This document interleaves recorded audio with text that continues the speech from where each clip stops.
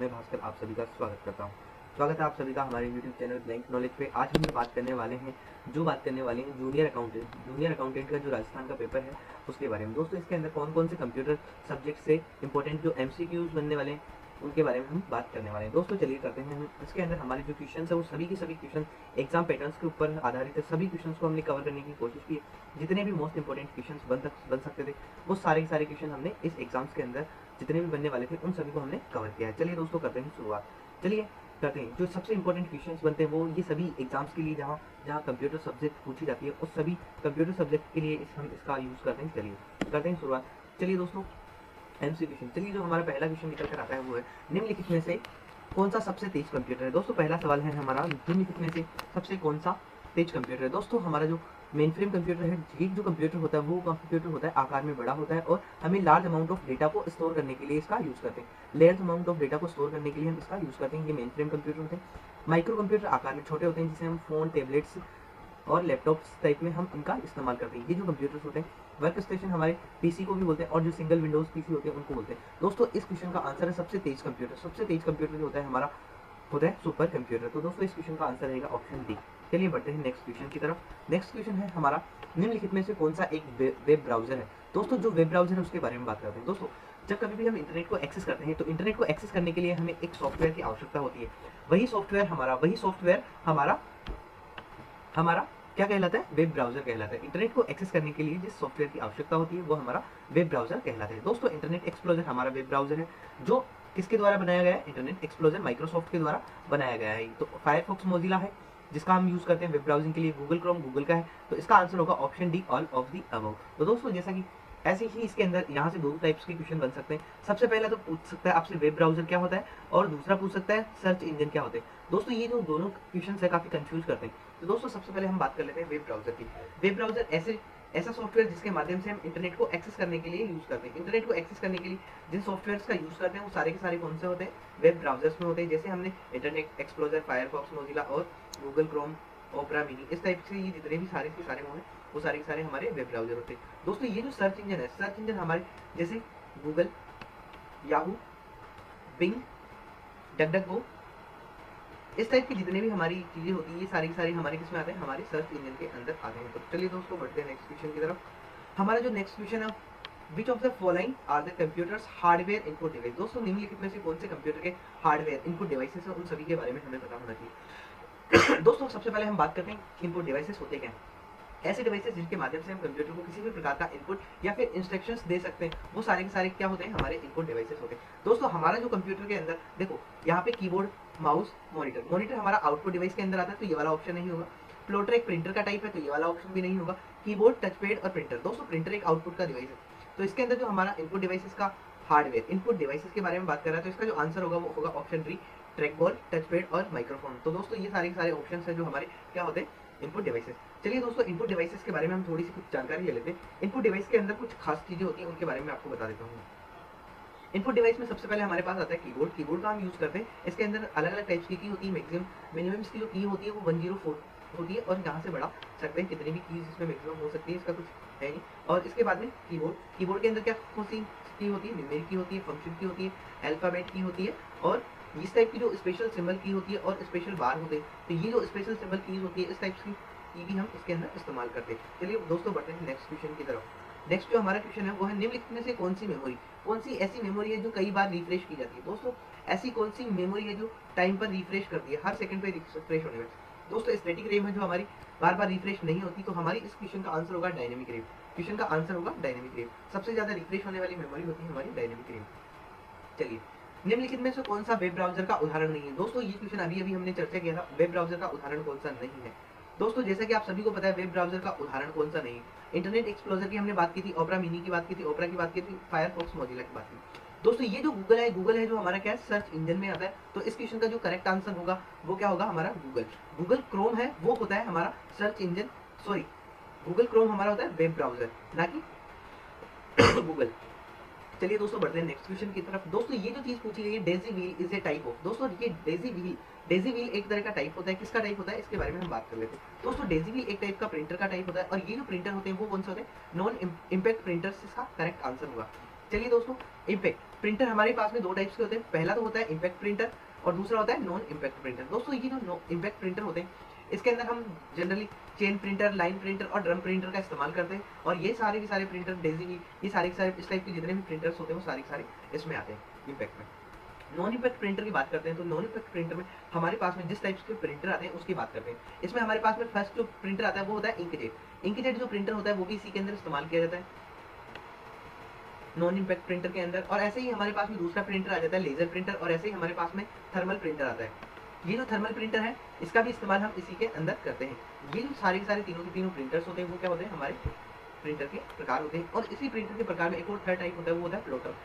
Plotter का भी काम यही होता है हमारे पास में सर जितनी भी बड़ी हमारी चीजें होती है उन सभी को क्या करता है, प्रिंट करने के लिए काम में लिए जाते हैं। बड़े बड़े बैनर्स होते हैं वो हमारे प्लॉटर के। और प्रिंटर की जो क्वालिटी मेजर की जाती है, प्रिंटर की जो क्वालिटी मेजर की जाती है वो डीपीआई के अंदर आते हैं, डॉट पर इंच से मेजर की जाती है। जितनी अच्छी आपकी प्रिंटर की क्वालिटी होगी, डीपीआई अच्छी होगी, उतना ही अच्छा आपका प्रिंटर प्रिंट करेगा। चलिए दोस्तों, नेक्स्ट क्वेश्चन आ गया हमारे सामने, कौन सा, power point. MS power point से क्वेश्चन उठ के आया भैया। चलो देखते हैं, न्यू स्लाइड एमएस ऑफिस में न्यू स्लाइड की पावर की कौन सी की है। चलिए दोस्तों, यहाँ पे एमएस ऑफिस आया है तो एमएस ऑफिस के अंदर जो पावर पॉइंट आता है तो उसके बारे में कुछ बात कर लेते हैं। पावर पॉइंट के अंदर कुछ चीजें होती है उसके बारे में बात करते हैं। एमएस ऑफिस एक नई स्लाइड को ओपन करने के लिए हमें निम्नलिखित में से कौन सी की का इस्तेमाल करते हैं। दोस्तों, पावर पॉइंट के अंदर न्यू स्लाइड को लेने के लिए हम कंट्रोल एन का इस्तेमाल करते हैं। कंट्रोल एन का इस्तेमाल करके हम किसी भी न्यू फाइल्स को ओपन कर सकते हैं, तो इसका इस्तेमाल हम यहाँ पे करते हैं। तो इस जो क्वेश्चन का आंसर होगा वो होगा कंट्रोल एम। और डुप्लीकेट स्लाइड्स को बनाने के लिए हम कंट्रोल डी का इस्तेमाल करते हैं। कंट्रोल डी का इस्तेमाल करते हैं। तो ये जो होता है हमारा डुप्लीकेट स्लाइड्स को बनाने का। चलिए दोस्तों, नेक्स्ट क्वेश्चन की तरफ बढ़ते हैं। क्या एक फोल्डर जो आपके द्वारा हटाई गई फाइल्स और फोल्डर्स के लिए अस्थायी भंडारण प्रदान करता है। दोस्तों, हमारे कंप्यूटर में होता है एक रिसाइकलिंग बिन। ये जो रिसाइकलिंग बिन होता है इसके अंदर हम किस भी प्रकार का कोई भी डेटा हमारे कंप्यूटर से डिलीट करते हैं तो वो सारा का सारा डेटा जाके कहाँ से हो जाते हैं, हमारे रिसाइकलिंग बिन। जब तक हम हमारे कंप्यूटर से रिसाइकलिंग बिन को इम्पिटी नहीं कर देते, तब तक हमारे कंप्यूटर से किसी भी प्रकार का डेटा क्या नहीं होगा, लॉस नहीं होगा। और ये हमारे कंप्यूटर में डेटा क्या रहेगा, अस्थायी तौर पे स्टोर रहेगा। तो ये जो काम होता है इसके अंदर होता है। चलिए बढ़ते हैं नेक्स्ट क्वेश्चन की तरफ। स्नीपिंग टूल हमारा स्क्रीनशॉट को लेने के लिए काम में लिया जाता है। कैलकुलेटर के बारे में आप जानते हो, फाइल एक्सप्लोरर के अंदर, ये मोबाइल्स के अंदर होता है बेसिकली। नेक्स्ट क्वेश्चन है जो हमारा, the computer display are the result through. Computer परिणाम के माध्यम से प्रदर्शित करता है। कंप्यूटर किसके माध्यम से हमें परिणामों को प्रदर्शित करता है। कंप्यूटर हमें किसी भी रिजल्ट को कभी भी हमें प्रदर्शित करता है तो वो डिस्प्ले की फॉर्म में करता है। डिस्प्ले हमारी क्या होता है, मॉनिटर को ही हम डिस्प्ले कहते हैं। तो इसका जो आंसर होगा, इनपुट नहीं होगा, रो एंड कॉलम्स नहीं होगा, इसका आंसर आउटपुट प्रोसेसर। इसका जो करेक्ट आंसर होगा वो होगा हमारा आउटपुट डिवाइस। कौन से होगा दोस्तों, आउटपुट। ये जो इसका आंसर है आउटपुट होगा। क्योंकि कंप्यूटर परिणाम, कोई भी कंप्यूटर से हमें रिजल्ट की आवश्यकता होती है तो हमें डिस्प्ले की रिक्वायरमेंट होती है, और जो डिस्प्ले होता है वो एक आउटपुट डिवाइस, जो हमारा मॉनिटर होता है वो एक होता है आउटपुट डिवाइस। मॉनिटर के अंदर हमारे पास में छोटी सी एक चीज होती है, इसको हम सॉफ्ट कॉपी आउटपुट डिवाइस के नाम से भी जानते हैं। सॉफ्ट कॉपी आउटपुट डिवाइस के नाम से भी हम इसको जानते हैं मॉनिटर को। इससे रिलेटेड बहुत सारे क्वेश्चंस पूछे जाते हैं। चलिए बढ़ते हैं आगे। अनदर थिंग, प्रोग्राम या सेट ऑफ प्रोग्राम्स के दूसरा नाम क्या है। दोस्तों, प्रोग्राम और सेट ऑफ प्रोग्राम्स का जो दूसरा नाम है हमारे पास में वो है सॉफ्टवेयर। सेट ऑफ प्रोग्राम्स को हम क्या बोलते हैं, सॉफ्टवेयर बोलते हैं। दोस्तों, ये जो सॉफ्टवेयर होते हैं, हमारे दो टाइप्स के सॉफ्टवेयर होते हैं। एक तो होता है हमारा सिस्टम सॉफ्टवेयर और दूसरा होता है हमारे पास में एप्लीकेशन सॉफ्टवेयर। सिस्टम सॉफ्टवेयर के अंदर ही हमारे ऑपरेटिंग सिस्टम्स आते हैं, जैसे हमारे पास में विंडो हो गया, लाइनक्स हो गया और यूनिक्स हो गया। इस टाइप के जितने भी हमारे पास में ऑपरेटिंग सिस्टम्स होते हैं वो सारे के सारे इसमें सिस्टम सॉफ्टवेयर में आते हैं। एप्लीकेशन सॉफ्टवेयर किसी भी प्रोग्राम्स को काम करने के लिए, हम जो किसी पर्टिकुलर चीज़ को परफॉर्म करने के लिए, जैसे पेंट का यूज़ करते हैं तो हम किसी भी चीज़ को पेंटिंग बनाने के लिए, तो इस टाइप से जो हमारे पास में सॉफ्टवेयर होते हैं इंटरनेट को एक्सेस करने के लिए, हमारे पास में वेब ब्राउजर की आवश्यकता होती है। तो ये सारे के सारे इसके एग्जांपल्स हैं तो जिनकी हम बात करें। चलिए बढ़ते हैं नेक्स्ट क्वेश्चन की तरफ। नेक्स्ट जो क्वेश्चन है हमारा वो है, which computer is used by government institute, big business firms, education institute, big commercial bank and the insurance company and for the business operation.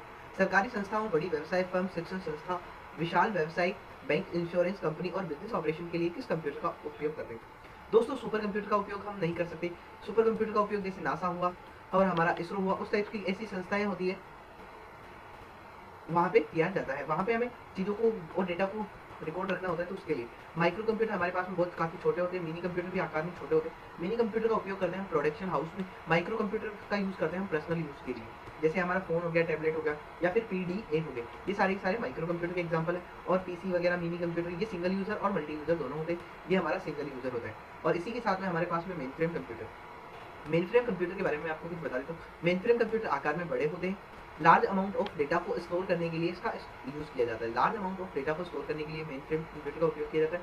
और डेटा को स्टोर करने के लिए, डेटा को स्टोर करने के लिए भी हमें मेन फ्रेम कंप्यूटर की आवश्यकता होती है। तो इस क्वेश्चन का जो आंसर करेक्ट होगा वो कौन सा होगा, मेन फ्रेम कंप्यूटर इसका आंसर होगा।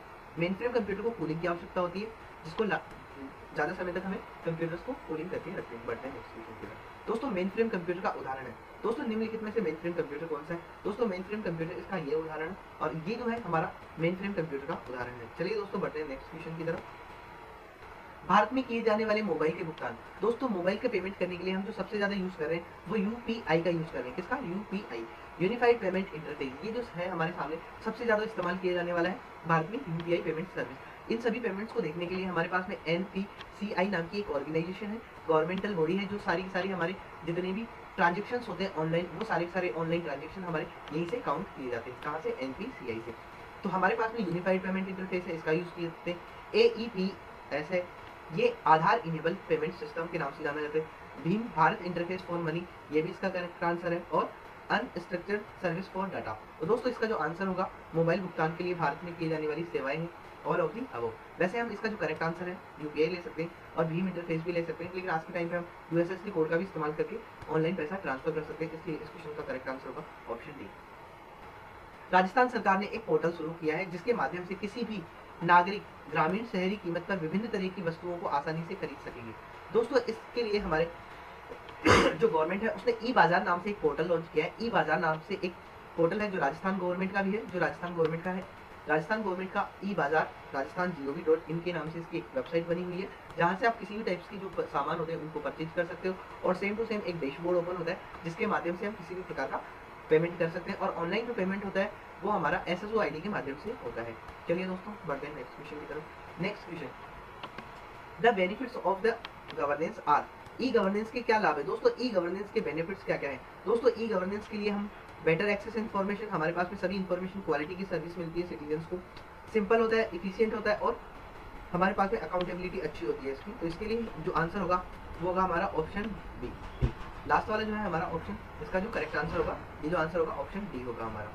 चलिए बढ़ते हैं नेक्स्ट क्वेश्चन की तरफ। राजस्थान सरकार द्वारा राजस्थान को डिजिटल सशक्त बनाने हेतु एक पहल जिसमें प्रमाण पत्र, दस्तावेज और डिजिटल रूप में रख सकते हैं। दोस्तों ये सबसे इंपॉर्टेंट क्वेश्चन है, इसके बारे में आपसे पूछा जा सकता है। इसके लिए हमारे पास में राजस्थान ई वॉलेट नाम से एक एप्लीकेशन होता है, जिसका राजस्थान गवर्नमेंट एक वेबसाइट भी है और एप्लीकेशन भी है। जैसे हमारे पास में डिजी लॉकर होता है ना, सेम उसी टाइप से राजस्थान गवर्नमेंट ने भी इस तरह से क्लाउड बेस्ड स्टोरेज बनाया हुआ है, जिसका यूज करके हम क्या कर सकते हैं, हमारे किसी भी प्रकार के डॉक्यूमेंट्स को यहाँ पे रख सकते हैं। राजस्थान के विभिन्न भागों के द्वारा उपलब्ध कराई गई जानकारी, ऑनलाइन सेवाओं के लाभ उठाने के लिए हमारे पास में कौन सी आईडी है। दोस्तों हमारे पास में एक SSO ID होती है, जिसके माध्यम से हम सारी की सारी जो भी गवर्नमेंट की सर्विसेज है 200 से प्लस हमारे पास में सर्विसेज, वो सारी की सारी हम SSO ID के माध्यम से क्या कर सकते हैं, एक्सेस कर सकते हैं। ये जो काम होता है हमारा SSO ID से होता है। SSO ID का फुल फॉर्म होता है सिंगल साइन ऑन, ये इसका फुल फॉर्म होता है। चलिए बढ़ते हैं नेक्स्ट क्वेश्चन की तरफ। आयकर विभाग द्वारा प्रदान की जाने वाली प्रमुख मुख्य सेवाएं हैं। दोस्तों आयकर विभाग द्वारा हमारा पैन कार्ड भी बनाया जाता है, ऑनलाइन ITR भी भर सकते हैं और रिट्रीव और ऑल ITR भी भर सकते हैं। इस जो क्वेश्चन का आंसर होगा आंसर डी हमारा करेक्ट आंसर होगा।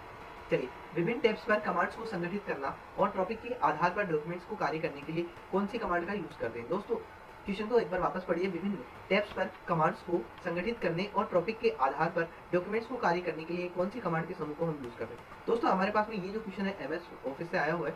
दोस्तों जब कभी भी हम हमारे पास में यहाँ पे बहुत सारे ऑप्शंस ओपन होते हैं, तो वहाँ पे हम इन्हें ओपन करते हैं, तो यहाँ पे हमारे पास में ऊपर टॉप पे होती है टाइटल बार। ये जो होती है हमारी टाइटल बार होती है। यहाँ पे हमारे पास में क्विक एक्सेस टूल बार्स होते हैं। यहाँ पे हमारे पास में मिनिमाइज, मैक्सिमाइज और क्लोज होता है। यहाँ पे जो हमारे पास में अवेलेबल होते हैं वो होते हैं टैब्स। ये जो टैब्स होते हैं और यही टैब्स के अंदर ही हमारे पास में यहाँ पे बने हुए होते हैं अलग अलग डायलॉग बॉक्स। उनके अंदर हमारे क्या लिखे होते हैं, इन डायलॉग बॉक्स पे हमारे जिनका हम यूज करते हैं कंप्यूटर सिस्टम में वो रखे होते हैं। और इन सबको बांधे रखने के लिए जिसका हम यूज करते हैं वो होता है हमारा रिबन। इसका हम यूज करते हैं रिबन का। तो ये जो इसका करेक्ट आंसर होगा वो होगा रिबन। जूम स्लाइडर हमारे यहाँ पे राइट साइड में पेज आती है, वहाँ पे आता है। इसकी जो एमएस ऑफिस के अंदर जो मैक्सिमम जूम होते हैं उनके बारे में मैं आपको बता देता हूँ, यहीं पे इससे भी कई बार क्वेश्चन पूछा जाता है। एमएस ऑफिस में जो वर्ड होता है वहाँ पे हमारे पास में 10 से लेके 500% तक का जूम मिलता है। और ऐसे ही हमारे पास में पावर पॉइंट के अंदर, पीपीटी के अंदर हमारे पास में 10 से लेके 400 प्लस जूमिंग मिलता है। और ऐसे ही हमारे पास में बुक 1 जिसको हम स्प्रेडशीट प्रोग्राम्स भी बोलते हैं या एक्सेल बोलते हैं, तो इसी के अंदर भी हमारे पास में 10 से लेके 400 तक कंप्लीट जूम मिलता है। चलिए बढ़ते हैं नेक्स्ट क्वेश्चन की तरफ। रिबन के शीर्ष पे दिखाई देते हैं home, insert, page layout, reference, mails और रिव्यू और व्यू। हर अलग अलग प्रकार की गतिविधियों को दर्शाने में उन्हें क्या कहते हैं? दोस्तों देखो, टाइटल बार हमारे पास में जो सबसे टॉप पे जहाँ पे हम नाम लिखते हैं या हमारी किसी भी फाइल का नाम जो आता है वो शो होता है, वो हमारे टाइटल बार पे होते हैं। टैब्स हमारे पास में छोटे छोटे होते हैं जिनको एक्सेस करने के लिए हम अलग अलग, जैसे हमारे पास में होम, इंसर्ट, पेज लेआउट, ये सारे टैब्स में आते हैं, तो इनका ही यूज करते हैं हम। जो इसका करेक्ट आंसर होगा टैब्स। व्यू ऑप्शन पे जाके हम ऑप्शन देख सकते हैं। चलिए बढ़ते हैं नेक्स्ट क्वेश्चन। एक्सेल में एक सेल में किन वस्तुओं को शामिल कर सकते हैं? दोस्तों एक्सेल के अंदर हम सभी चीजें शामिल कर सकते हैं। नंबर शामिल कर सकते हैं, करेंसी सिंबल शामिल कर सकते हैं, पंच मार्क शामिल कर सकते हैं, टेक्स्ट कंटेंट शामिल कर सकते हैं, नंबर शामिल कर सकते हैं, फॉर्मूला फंक्शन शामिल कर सकते हैं, और इसका आंसर होगा ऑल ऑफ द अबव। दोस्तों एमएस एक्सेल के बारे में मैं कुछ चीजें बता देता हूँ आपको। एमएस एक्सेल के पास में जब भी हम यूज करते हैं तो हमारे पास में इस टाइप से एक सीट बनी हुई होती है, उस सीट का हम यूज करते हैं। इसके अंदर कुछ हॉरिजॉन्टल और वर्टिकल लाइंस होती हैं जिन्हें हम क्या बोलते हैं? हॉरिजॉन्टल और वर्टिकल। जब दो हॉरिजॉन्टल और वर्टिकल लाइंस बना के इस टाइप से एक बॉक्स बनाती है, इसको हम सेल कहते हैं। क्या बोलते हैं दोस्तों? सेल बोलते हैं। यहाँ पे हमारे पास में मौजूद होती है, वो होती है हमारी फॉर्मूला बार। कौन सी बार? Formula bar. और फॉर्मूला बार से यहाँ पे पहले हमारे पास में होता है नेम बॉक्स या फिर एड्रेस बॉक्स, जहाँ पे हम किसी भी सेल के ऊपर स्टैंड कर रहे हैं उन सारी चीजों के बारे में इंफॉर्मेशन और उस सेल का एड्रेस हमें यहाँ पे शो करता है। इसी के अंदर एक और चीज होती है, यहाँ पे कभी भी कोई भी चीज लिखी हुई होती है तो वो जो हमारे पास में रो के अंदर लिखी हुई है, तो ये जो रो में लिखी हुई है वो हमेशा अल्फाबेट्स होते हैं हमारे पास में, और ये जो कॉलम के फॉर्मेट में लिखे होते हैं वो हमारे पास में क्या होते हैं? 1 2 3 इस टाइप से हमारे पास में काउंटिंग होती है। ये जो चीज होती है हमारी एक सीट के अंदर होती है। इसको हम स्प्रेडशीट प्रोग्राम्स भी बोलते हैं, स्प्रेडशीट प्रोग्राम्स एमएस एक्सेल को कहा जाता है। इसका जो बाय डिफॉल्ट नेम होता है वो होता है बुक 1, इसका बाय डिफॉल्ट नेम होता है। चलिए दोस्तों इसके अंदर आगे बढ़ते हैं हम थोड़ा सा, और यहाँ पे जो इसका जूम का ऑप्शन दिया हुआ होता है, ये जो जूम होता है मैक्सिमम 400 तक होता है। चलिए बढ़ते हैं नेक्स्ट क्वेश्चन की तरफ। हाँ चलिए दोस्तों, हमारे पास में यदि आपसे कोई स्लाइड गलती से डिलीट कर दी या उसे बहाल करने के लिए क्या करना चाहिए? देखो दोस्तों, आपके पास में कोई भी प्रोग्राम्स हो, इसके अंदर आपने कोई स्लाइड है बनाई हुई है अलग अलग, यहाँ पे आपने अलग अलग स्लाइड बनाई हुई है, यहाँ पे मान लो आपसे एक स्लाइड डिलीट हो जाती है, तो उस स्लाइड को हम वापस लाने के लिए कंट्रोल जेड का यूज करते हैं। कंट्रोल जेड का यूज करते हैं। ये जो कंट्रोल जेड होता है हमारा, ये एक शॉर्टकट की होती है अंडू बटन की, तो इसका आंसर करेक्ट होगा वो कौन सा होगा? बहुत ए एंड बी। चलिए बढ़ते हैं नेक्स्ट क्वेश्चन की तरफ। Use for the quick billing and the inventories and the management in the shopping malls and departmental store. Shopping malls एवं डिपार्टमेंट स्टोर में क्विक बिलिंग और सूची प्रबंधन के लिए उपयोग में किया जाता है। दोस्तों हम जो सूची, हम कभी भी कहीं भी किसी मॉल वगैरह में जाते हैं तो वहाँ पे हमारे पास में कुछ प्रोडक्ट्स होते हैं, उन प्रोडक्ट्स के बीच में हमारे पास में एक बार कोड दिया हुआ होता है। बार कोड दिया हुआ होता है, उन उसी कोड का इस्तेमाल करके हम वहाँ से प्रोडक्ट्स की जानकारी ले सकते हैं और जल्दी जल्दी हम उन्हें स्कैन करके उसके अंदर पेमेंट कर सकते हैं। तो इसका जो करेक्ट आंसर होगा वो हमारा ऑप्शन ए होगा, बार कोड। कैरेक्टर रीडर के माध्यम से हम ए बी सी डी 1 2 3 इस टाइप्स के जितने भी कैरेक्टर्स हमारे पास में अवेलेबल है इनको रीड कर सकते हैं। इंक कैरेक्टर, दोस्तों ये इंक कैरेक्टर क्या होता है? ये MICR के अंदर यूज करते हैं। ये होता है मैग्नेटिक इंक कैरेक्टर रिकॉग्नाइजेशन। इसका जो करेक्ट यूज होता है MICR का, उसका यूज हम बैंक के अंदर जो चेक्स होते हैं वहाँ पे कुछ नंबर्स को रीड करने के लिए किया जाता है। मिडी डिवाइस, म्यूजिकल इंस्ट्रूमेंटल डिवाइसेस होते हैं दोस्तों, ये हमारे इंटरफेस डिवाइसेस, तो इनका यूज करके हम किसी भी प्रकार का म्यूजिक या साउंड जनरेट कर सकते हैं। इसके लिए हम इस टाइप से आंसर। दोस्तों VGA केबल, निम्नलिखित में से VGA केबल में कितने पिनों की संख्याएं होती है? दोस्तों ये जो VGA केबल होती है हमारे पास में, हमारे सिस्टम से मतलब हमारे CPU से हम हमारे मॉनिटर को कनेक्ट करते हैं। इसके लिए हम इनका यूज करते हैं। दो टाइप्स की हमारे पास में केबल्स होती है, एक तो होती है हमारे पास में VGA केबल और एक होती है HDMI cable, high definition media cable. तो ये जो होती है VGA केबल में होते हैं हमारे पास में 15 पिन। इस क्वेश्चन का जो करेक्ट आंसर होगा हमारा होगा ऑप्शन सी। यूजर्स को ग्राफिक आइकन्स का प्रयोग करके इलेक्ट्रॉनिक डिवाइसेस संवाद करने के लिए सूचना प्रदान करता है। दोस्तों इसके लिए हम किसका यूज करते हैं? इलेक्ट्रॉनिक डिवाइसेस से ग्राफिक यूजर्स इंटरफेस का इस्तेमाल करते हैं संवाद करने के लिए। हमारे पास में जो इसका करेक्ट आंसर होगा वो क्या होगा? GUI, ग्राफिकल यूजर इंटरफेस, जिसके माध्यम से हम हमारे कंप्यूटर को क्या करते हैं? किसी भी प्रकार से उपयोग में ले सकते हैं। ये जो काम होता है हमारा ग्राफिकल यूजर इंटरफेस के माध्यम से होता है। बढ़ते हैं नेक्स्ट क्वेश्चन की तरफ। विंडोज के द्वारा बार बार किसी विशेष प्रोग्राम और प्रोसेसर के द्वारा उपयोग में लेने हेतु एक विंडो एप्लीकेशन आवंटित किया जाता है, जिसमें होते हैं दोस्तों विंडोज के अंदर हम किसी भी प्रोग्राम्स और प्रोसेस को यूज करते हैं तो विंडोज एप्लीकेशन आवंटित किया जाता है, जिसमें हमारे पास में क्या होता है, मेन्यू होता है, टाइटल बार नहीं होता हमारे पास में, इसका मेन्यू होता है। इसके अंदर वेजेस भी होते हैं जब कभी भी हम, लेकिन जब ये बात कर रहे हैं एप्लीकेशन के लिए, विंडो एप्लीकेशन आवंटित किया जाता है तो उसके लिए हम मेन्यू बार का यूज करते हैं। वहीं पे हमारे पास में सारी सारी चीजें हो जाती है। टाइटल बार किसी भी प्रोग्राम्स के ऊपर जो फ्रंट में जहाँ पे उसका नाम लिखा होता है वो होते हैं। वेजेस का हम काफी अलग अलग तरीके से हमारे फोन्स के अंदर यूज करते हैं, जिस टाइप से हमारे पास में यहाँ पे आइकन्स वगैरह ओपन होते हैं। इस क्वेश्चन का जो आंसर होगा मेन्यू बार। चलिए दोस्तों बढ़ते हैं आगे अगले क्वेश्चन की तरफ। एक डॉक्यूमेंट्स को अलग अलग जगह पर रखने, अलग अलग फाइल नेम और अलग अलग फाइल फॉर्मेट में सेव करने के लिए किस कमांड का यूज करते हैं। दोस्तों कोई भी मेरे पास में एक डॉक्यूमेंट्स है, उसको मैं बार बार मेरे पास में सेव करना है तो उसको सेव करने के लिए मैं कौन सी कमांड का यूज करूंगा। दोस्तों हमारे पास में किसी भी फाइल को एक बार सेव करने के लिए हमें सेव कमांड का यूज करना है। किसी भी ओल्ड फाइल को ओपन करने के लिए हमें इसका यूज करना है। इसकी जो शॉर्टकट की होती है वो क्या होती है, कंट्रोल एस से हम सेव कर सकते हैं और कंट्रोल ओ से हम इसको ओपन कर सकते हैं, कंट्रोल ओ से हम इसको ओपन कर सकते हैं। इसका जो करेक्ट आंसर होगा वो होगा सेव एस। इसकी जो शॉर्टकट की होती है वो F12 होती है। चलिए बढ़ते हैं नेक्स्ट क्वेश्चन की तरफ। प्रेजेंटेशन में वर्तमान की स्थिति को एक्टिव स्लाइड से स्लाइड शो करने के लिए किसका इस्तेमाल करते हैं। दोस्तों जब कभी भी हम पीपीटी की बात करते हैं तो पीपीटी के अंदर कुछ चीजें होती हैं हमारे पास में। जब हमें पूरी स्क्रीन के ऊपर स्लाइड शो करना होता है तो स्लाइड शो के लिए हमारे पास में कुछ ऑप्शंस अवेलेबल होते हैं। यहाँ पे टेक्स्ट में हम वहां से भी डायरेक्ट कर सकते हैं। हम कभी भी F5 का यूज करके हम स्लाइड शो को स्टार्ट कर सकते हैं। लेकिन क्वेश्चन पूछा हुआ एक्टिव स्लाइड, कोई भी स्लाइड हमने जो ओपन करी हुई है उसको स्टार्ट करने के लिए हम शिफ्ट के साथ में F5 को प्रेस करते हैं, जिससे हमारी एक्टिव स्लाइड होती है वो क्या हो जाती है, ऑन हो जाती है। चलिए बढ़ते हैं नेक्स्ट क्वेश्चन की तरफ। दोस्तों ये जो क्वेश्चन है साइबर सिक्योरिटी से रिलेटेड है। हमलावर क्लाइंट मशीन और सर्वर के बीच में एक ऑथेंटिकेशन सेशन के लिए निगरानी रखने के लिए किस तरह का हमला करता है। दोस्तों इस टाइप से हमारे पास में कोई भी किसी भी प्रकार की कोई वेबसाइट ओपन है, यहाँ पे हमारी क्लाइंट मशीन रखी हुई है, यहाँ से हमें ऑथेंटिकेशन करके कोई भी पेमेंट वगैरह करना होता है। तो इस टाइप की जो इंटरफेस होता है इसमें हमारे पास में सेशन हाइजैकिंग किया जाता है। सेशन हाइजैकिंग का मतलब क्या होता है, जनरली हम बात करें तो हमने एक वेबसाइट ओपन की हुई है, यहाँ पे हमने पेमेंट करना है और हमारे पास में ये हमारा पेमेंट मोड है, लेकिन यहाँ पे ये वाली स्क्रीन हमें ब्लैंक दिखा के हमारा पेमेंट किसी दूसरे अकाउंट या दूसरी जगह ट्रांसफर कर दिया जाता है। तो इस टाइप से आपके सेशंस को हाईजैक कर लिया जाता है। ये इसका करेक्ट आंसर होगा। चलिए बढ़ते हैं नेक्स्ट क्वेश्चन की तरफ। ये है जो हमारा ईमेल से रिलेटेड क्वेश्चन है। This is an irrelevant and unwanted message. दोस्तों ऐसे कौन से मैसेज हैं जो अनवांटेड हैं, जो हमारे पास में ऐसे मैसेज जिन्हें कि हमें रिक्वायरमेंट भी नहीं होती, फिर भी वो हमारे पास में फिशिंग्स वगैरह के लिए और मेलवेयर्स को डाउनलोड करने के लिए ऐसे हमारे पास में कुछ ऑप्शंस भेज दिए जाते हैं। तो वो जो सारे के सारे आते हैं हमारे पास में ज़्यादातर स्पैम के माध्यम से आते हैं। दोस्तों स्पैम के माध्यम से आते हैं, जिनका यूज़ करके या जिनकी भी फाइल्स को हम ओपन करते हैं तो वो वहीं पे हमारे पास में डाउनलोड हो जाते हैं और हमारे कंप्यूटर के अंदर वायरस को, ट्रोजन हॉर्स को और स्पाईवेयर्स को डाउनलोड करने का काम करते हैं। चलिए बढ़ते हैं नेक्स्ट क्वेश्चन। प्रेजेंटेशन में महत्वपूर्ण बिंदुओं पर फोकस करने, सूचनाओं के प्रवाह को नियंत्रण करने एवं प्रेजेंटेशन में दर्शकों की रुचि बनाए रखने के लिए सबसे अच्छा तरीका हम एनिमेशन का यूज करते हैं। दोस्तों यहाँ पे एनिमेशन का यूज करते हैं, ट्रांजिशन का भी यूज कर सकते हैं। दोस्तों जब कोई भी चीज होती है हमारे पास में एक एक सिंगल वर्ड्स या सिंगल लाइंस का यूज करते हैं तो वो हमारे पास में अलग अलग डिजाइन की फॉर्मेट से आती है, कभी लाइन या पूरी स्लाइड्स को हम अलग तरीके से। तो इसके लिए स्लाइड्स को यूज करते हैं तो हम ट्रांजिशंस का भी यूज कर लेते हैं और एनिमेशंस का भी यूज करते हैं। इस क्वेश्चन का जो करेक्ट आंसर होगा वो हुआ एनिमेशन।